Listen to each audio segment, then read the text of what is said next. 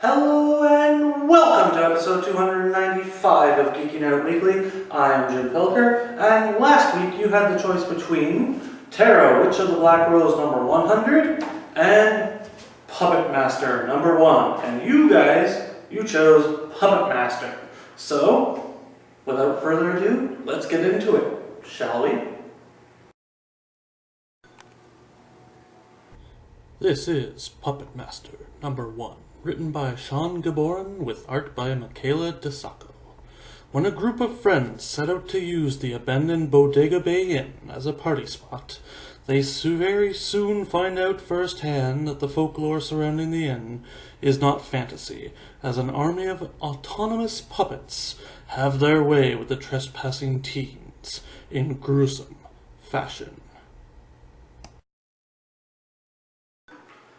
Alright, we're back. And that is the story of Puppet Master number 1. Now let's go into the pluses and minuses of the story. Alright, so this one, it actually feels like a modern slasher film, as compared to, say, Puppet Master 1 and 2 out of the 10 or so films that have been made. That's not a bad thing. It's actually pretty fun, and quite honestly, the location helps build dread, as dolls and puppets are everywhere in this place, allowing Toulon's puppets to hide in plain sight, which, if you've seen the movies, they haven't been able to do really very much, and that adds a real sense of dread because they could be anywhere and you wouldn't know it. The art is okay, but honestly it could be a lot better. Now, on to the bad things.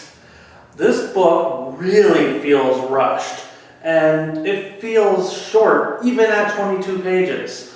The characters, well, it's a slasher, so they don't have much, if any, depth to them, and they're just kill fodder, so it's another modern slasher trope.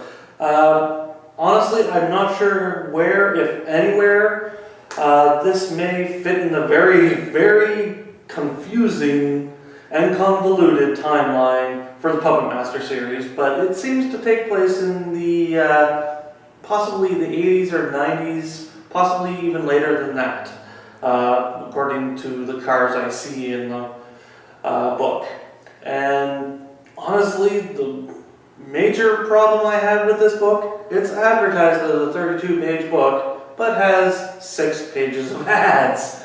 And that always kind of miffs me just a tad when books are produced and don't have enough story in them. This, like I said, this feels rushed, and maybe a couple more pages to flesh out the characters a little tiny bit, maybe that would have been for the best. But as a whole, Puppet Master is a fun sequel slash of the source material, and it's pretty fun. If you are a fan of Puppet Master, you'll probably really enjoy it.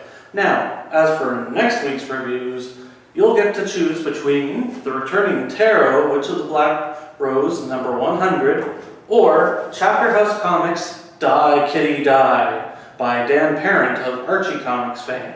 So be sure to vote down below, subscribe, and we will see you next week. Have a good one. Be sure to vote down below for what you'd like to see reviewed next week. Tarot, Witch of the Black Rose number 100, or Die Kitty Die number 1.